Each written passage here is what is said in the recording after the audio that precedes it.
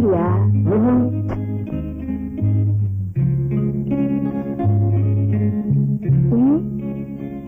பழக்கம் இல்லையா? ரொம்ப நல்ல பையன். பையனா? வெறும் கோலாதான்ப்பா. என்ன அப்பாவா?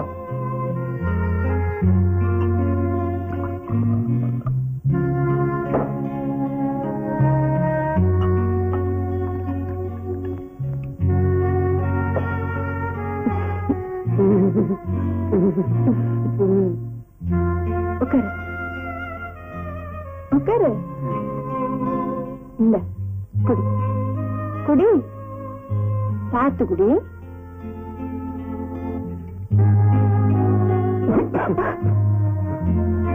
என்ன என்னவோ மாதிரி இருக்க?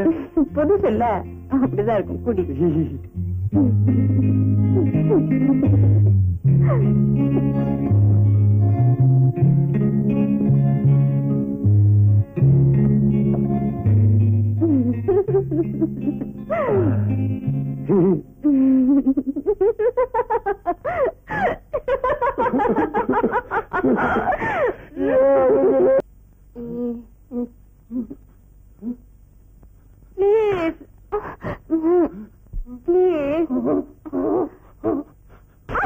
கற்பு இத பாரு, நம்ம அக்ரிமெண்ட்ல இதெல்லாம் கிடையாது. பார்த்து இருந்துக்க.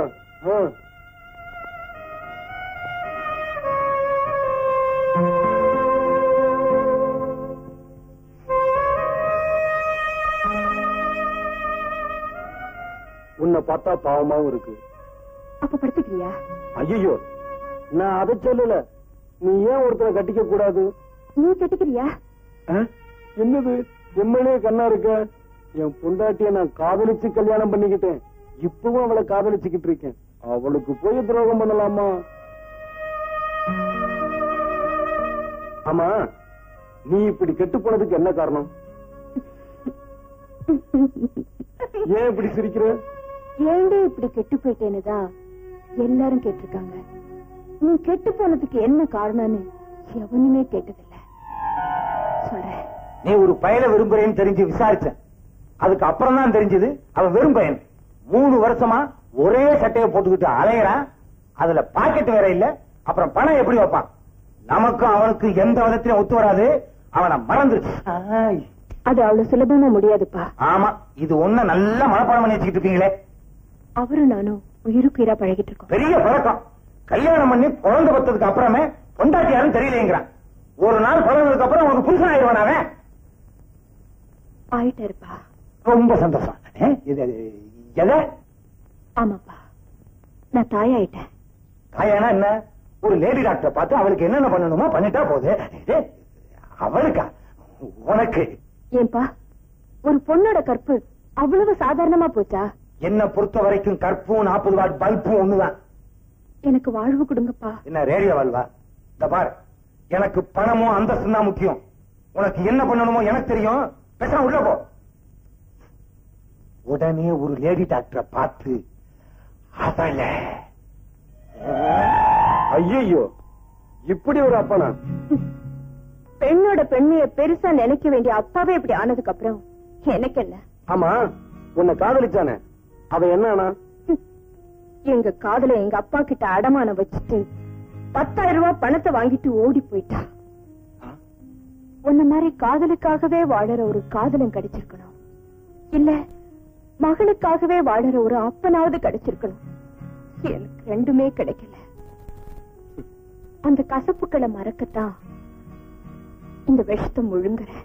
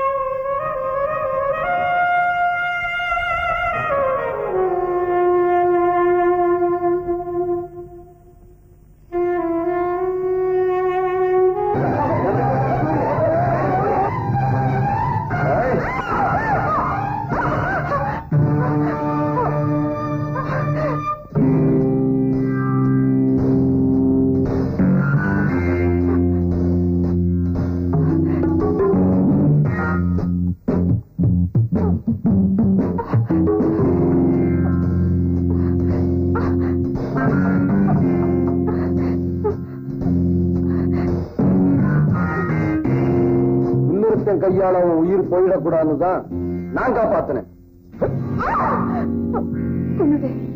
நான் உனக்கு செஞ்ச துரோகத்துக்கு என்ன செஞ்சாலும் ஏத்துக்க தயாரா இருக்கேன்.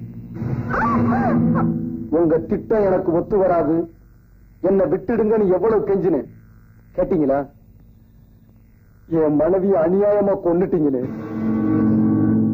பணத்துக்காக பெத்த அப்பாவே பிளாக்மெயில் பண்ண, அதுக்கு ஒண்ணு ஒரு கருவியா மட்டும்தான் பயன்படுத்த நினைச்சேன்.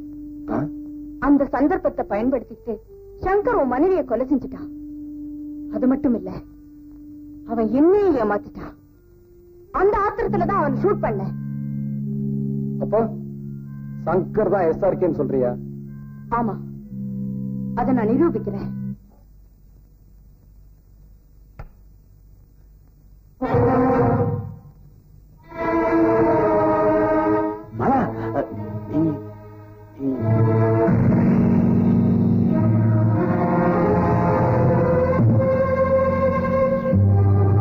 யார் நீ? இங்க எதுக்கு வந்த? மத்தவங்களை ஏமாத்தலாம், ஆனா உன்னை நீயே ஏமாத்திக்க முடியாது சங்கர். என் பேர் SRK. நீ இடம் மாதிரி வந்திருக்க. இல்ல, நான் சரியான இடத்துக்கு தான் வந்திருக்கேன். முகத்துல கொஞ்சம் தாடியை வச்சுக்கிட்டா சங்கர் SRK ஆயிட முடியுமா? இன்னே ஒத்துக்கு சங்கர். சங்கர், உன் தங்கச்சி உயிரை காப்பாத்தணுங்கிறதுக்காக பணம் வேணும்னு துடிச்சியே, அதை மறந்துட்டியா? அந்த பணம் உன் கையில கிடைச்சதும் என்னையே ஏமாத்திட்டு ஓடினியே, அதை மறந்துட்டியா? உன்னால இந்த நிலைமைக்கு ஆளானா ஏன் ஊர் ஊரா ஆடிட்டு இருந்த தெரியுமா? எங்கேயாவது என் கண்ணுல படமாட்டியான்னுதான். உனக்கு பணம் தானே வேணும்? 5க்கு 10 வருஷமா கொடுத்துறேன், வாங்கிட்டு ஓடு. நான் பணத்துக்காக வரல, உன்னை பழி வாங்க. மலா, இத்தனை வருஷமா இவனுக்காக தான் காத்துக்கிட்டு இருந்தேன். அவனை உன் கையால கொன்னுடாத. வந்த அன்னைக்கு இதன் கதையை முடிச்சிருப்பேன். ஆனா சங்கரா இல்லையாங்கிற சந்தேகத்தை நான் விட்டு வச்சேன். சங்கர்,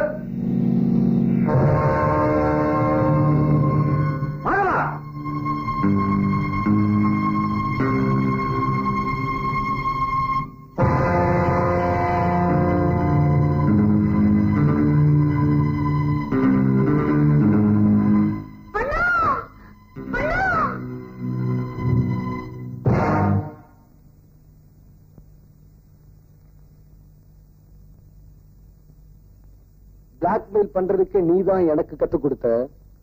இப்போ உன் தங்கச்சி வச்சு ஒன்ன நான் பிளாக்மெயில் பண்றேன். அப்படியே மரியாதை அந்த தடி பசங்களை வெளியே அனுப்பிட்டு கதவை சாத்து. இல்ல